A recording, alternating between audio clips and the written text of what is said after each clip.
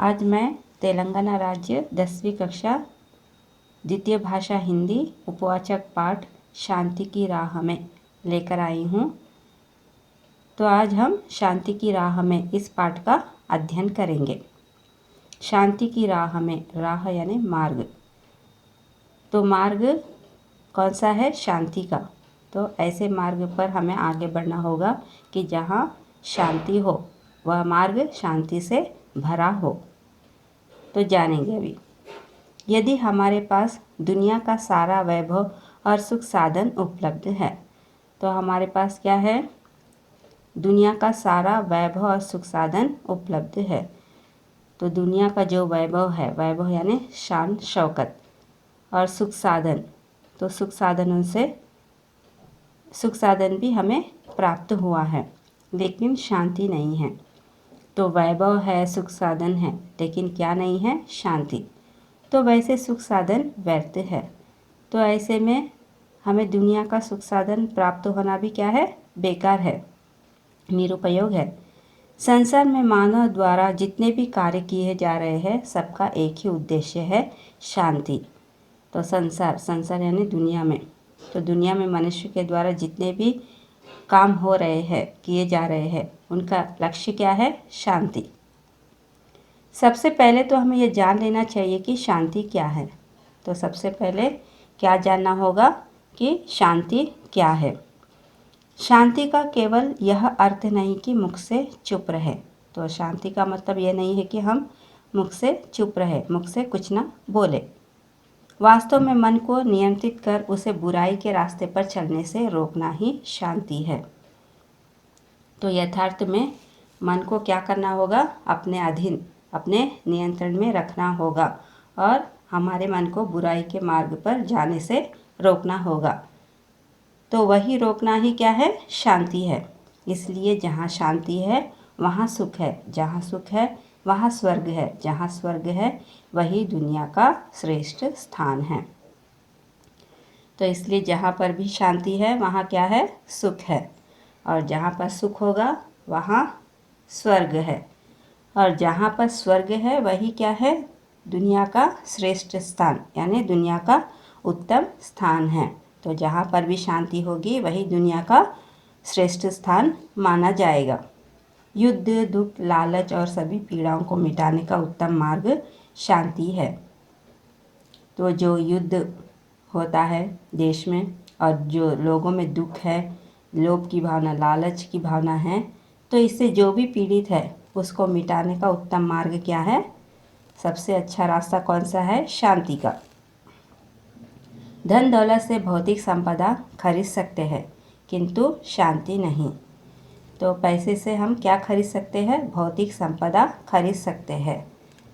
Means जैसे कपड़े धोने के लिए मशीन, और कूटने की मशीन, और आने जाने के लिए, गांव या शहर जाने के लिए जो गाड़ियां होती है। तो इस तरह के जो साधन हमें प्राप्त हुए हैं वो पैसों के द्वारा हम खरीद सकते हैं, लेकिन शांति नहीं खरीद सकते। यही कारण है कि दुनिया भर में कई धनी देश शांति बनाए रखने के लिए प्रयास कर रहे हैं। तो दुनिया भर में जितने भी देश हैं, धनी देश यानी अमीर देश, तो इन सब का प्रयास क्या है? शांति को बनाए रखना। तो इसकी कोशिश कर रहे हैं। इन प्रयासों में कहीं युद्ध और कहीं चर्चाएं हो रही है। तो शांति बनाए रखने की जो कोशिश की जा रही है उसके लिए कहीं पर युद्ध हो रहा है, तो कहीं चर्चाएं हो रही हैं। वास्तव में युद्ध से कभी शांति स्थापित नहीं हो सकती है। तो यथार्थ में देखा जाए तो युद्ध के द्वारा तो हम शांति की स्थापना नहीं कर सकते। सभी देशों के बीच सहयोग स्थापित करने के द्वारा शांति की स्थापना की जा सकती है। अगर सभी देश आपस में एक दूसरे का सहयोग देंगे तो हम उनके द्वारा शांति की स्थापना कर सकते हैं। इसी उद्देश्य से 24 अक्टूबर 1945 में संयुक्त राष्ट्र संघ की स्थापना हुई। तो इस लक्ष्य को पूरा करने के लिए राष्ट्र संघ की स्थापना की गई। तो यह कब की गई है राष्ट्र संघ की स्थापना? 24 अक्टूबर 1945 को। इसका मूल उद्देश्य विश्व में सभी देशों के बीच शांति की स्थापना करना है। तो यहाँ पर जो संघ की स्थापना की गई है उनका मूल रूप से लक्ष्य क्या होगा कि विश्व में सभी देशों के बीच शांति की स्थापना करना। विश्व शांति के इन प्रयासों में ही शांति के लिए उत्कृष्ट कार्य करने वालों को हर वर्ष नोबेल पुरस्कार भी दिया जाता है।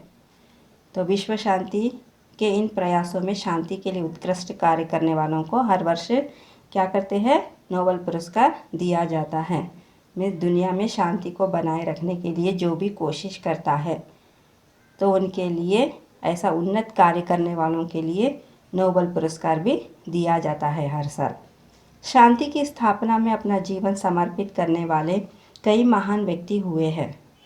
तो शांति की स्थापना करने के लिए अपना जीवन समर्पित करने वाले कई महान व्यक्ति हैं।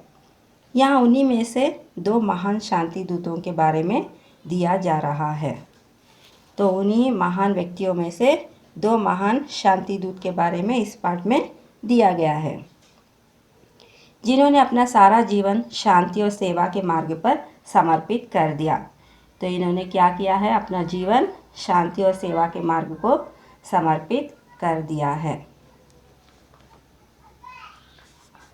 मंडेला के नाम से विश्व भर में प्रख्यात शांति दूत का पूरा नाम नेल्सन रोली हलहला मंडेला था। तो पहले शांति दूत कौन है, मंडेला। तो मंडेला के नाम से विश्व भर में प्रख्यात शांति दूत का पूरा नाम, प्रख्यात यानी बहुत ही प्रसिद्ध, तो पूरी दुनिया में बहुत ही प्रसिद्ध है मंडेला। तो इनका पूरा नाम है नेल्सन रोली हलहला मंडेला। उनका जन्म 18 जुलाई 1918 को दक्षिण अफ्रीका में हुआ। तो इनका जन्म कब हुआ, 18 जुलाई 1918 को। कहाँ पर, दक्षिण अफ्रीका में। वे दक्षिणी अफ्रीका के प्रथम अश्वेत राष्ट्रपति थे। तो दक्षिण अफ्रीका के प्रथम क्या थे, अश्वेत। अश्वेत यानी काले, तो काले रंग के राष्ट्रपति थे। राष्ट्रपति बनने से पूर्व वे दक्षिण अफ्रीका में सदियों से चल रहे रंग भेद का विरोध करने वाले अफ्रीकी नेशनल कांग्रेस और उमखोतों के सिजवे गुट के अध्यक्ष रहे। तो राष्ट्रपति बनने से पूर्व दक्षिण अफ्रीका में जो सदियों से, शताब्दियों से जो रंग भेद चल रहा था उसका विरोध करने के लिए किस गुट के अध्यक्ष रहे, अफ्रीकी नेशनल कांग्रेस और उमखोतों के सिजवे, इस गुट के अध्यक्ष रहे। रंगभेद विरोधी संघर्ष के कारण उन्होंने 27 वर्ष रॉबिन द्वीप के कारागार में बिताए। तो जो रंगभेद का विरोध कर रहे थे उसके संघर्ष में उन्हें जेल भी जाना पड़ा। तो कितने वर्ष जेल में रहना पड़ा इन्हें, 27 वर्ष तक इन्हें रॉबिन द्वीप के जेल में रहना पड़ा। उन्हें कोयला खनिक का काम करना पड़ा था। सन 1990 में श्वेत सरकार से हुए एक समझौते के बाद उन्होंने नए दक्षिण अफ्रीका का निर्माण किया। तो कारागार में जीवन बिताते समय मंडेला को कोयला खनिक का काम करना पड़ा और सन 1990 में क्या हुआ, श्वेत यानी गोरे सरकार से एक समझौता, यानी गोरे सरकार राज़ी हो गई और उन्होंने नए दक्षिण अफ्रीका का निर्माण किया। तो राज़ी होने के बाद में नए दक्षिण अफ्रीका का निर्माण किया। वे दक्षिण अफ्रीका एवं समूचे विश्व में रंगभेद का विरोध करने के प्रतीक बन गए। तो वे दक्षिण अफ्रीका एवं समूचे विश्व में, तो दक्षिण अफ्रीका और पूरे विश्व में रंगभेद का विरोध करने के क्या बन गए, प्रतीक बन गए। प्रतीक यानी चिन्ह बन गए। संयुक्त राष्ट्र संघ ने उनके जन्मदिन को नेल्सन मंडेला अंतर्राष्ट्रीय दिवस के रूप में मनाने का निर्णय लिया। तो संयुक्त राष्ट्र संघ ने क्या निर्णय लिया कि जो मंडेला का जन्मदिन है उसको नेल्सन मंडेला अंतर्राष्ट्रीय दिवस के रूप में मनाया जाए। दक्षिण अफ्रीका के लोग मंडेला को व्यापक रूप से राष्ट्रपिता मानते हैं। तो दक्षिण अफ्रीका के लोग मंडेला को पूरी तरह से क्या मानने लगे, राष्ट्रपिता। उन्हें दक्षिण अफ्रीका के लोकतंत्र के प्रथम संस्थापक और उद्धारकर्ता के रूप में भी देखा जाता था। तो इन्हें किस रूप में देखा जाता था, दक्षिण अफ्रीका के लोकतंत्र यानी प्रजातंत्र के प्रथम संस्थापक यानी स्थापक और उदारकर्ता यानी उन्नति का कारक के रूप में देखा जाता था। दक्षिण अफ्रीका में प्रायः उन्हें मदीबा कहकर बुलाया जाता है। तो दक्षिण अफ्रीका के लोग प्रायः किस नाम से बुलाया करते थे? मदीबा। यह शब्द बुजुर्गों के लिए सम्मान का सूचक है। तो ये जो मदीबा शब्द है वो बुजुर्गों के लिए किस प्रकार का सूचक है?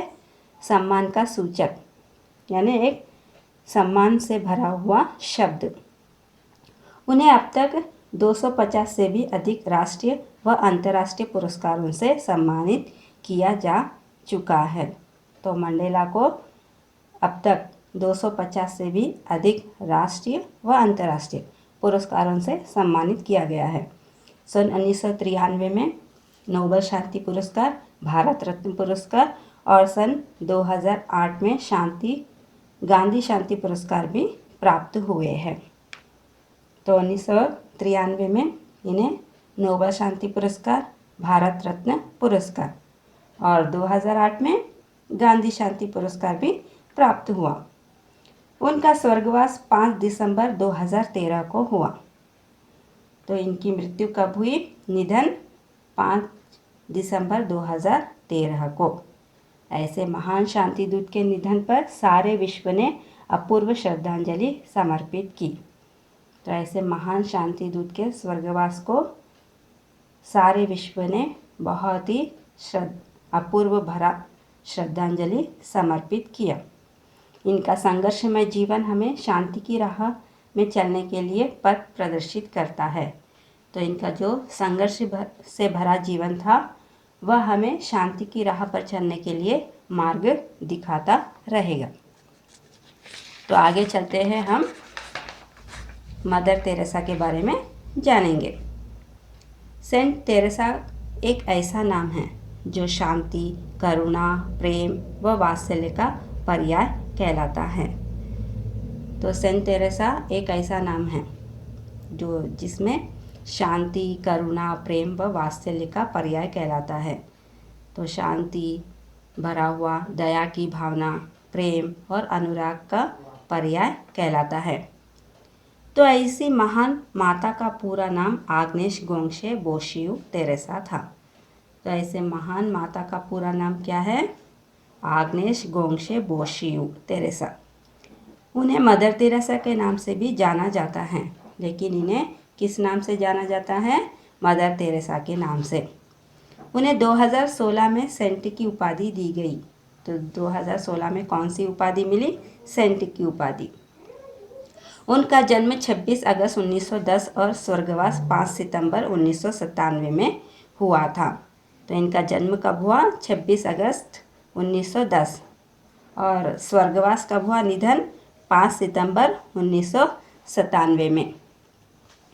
वैसे तो वे यूगोस्लाविया मूल की थी। आगे चलकर सेवा की भावना में रत होकर उन्होंने भारत की नागरिकता स्वीकार ली। तो वैसे तो मदर तेरेसा कहाँ की थी? यूगोस्लाविया की थी, लेकिन आगे चलकर सेवा भावना में रत होकर, तो सेवा की भावना में मग्न होकर इन्होंने क्या किया? भारत की नागरिकता को स्वीकार लिया। प्रारंभ में उन्होंने अध्यापक के रूप में काम किया। तो शुरू में मदर तेरेसा ने किस रूप में काम किया? अध्यापिका यानी एक टीचर के रूप में इन्होंने काम किया, किंतु उनका सपना कुछ और ही था। तो वैसे तो यह अध्यापिका के रूप में काम कर रही थी, लेकिन उनका सपना कुछ और था। वे अनाथों, गरीबों और रोगियों की सेवा करना चाहती थी। तो इनका सपना क्या था कि जो अनाथ है, जो गरीब है, जो बीमार है, वैसे लोगों की सेवा करना चाहती थी। इसलिए उन्होंने सन 1950 में कोलकाता में मिशनरीज ऑफ चैरिटी की स्थापना की।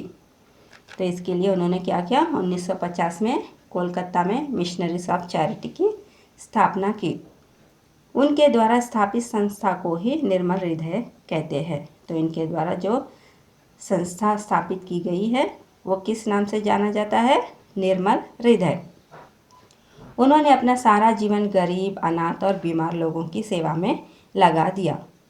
तो मदर तेरेसा ने अपना सारा जीवन किस में लगा दिया?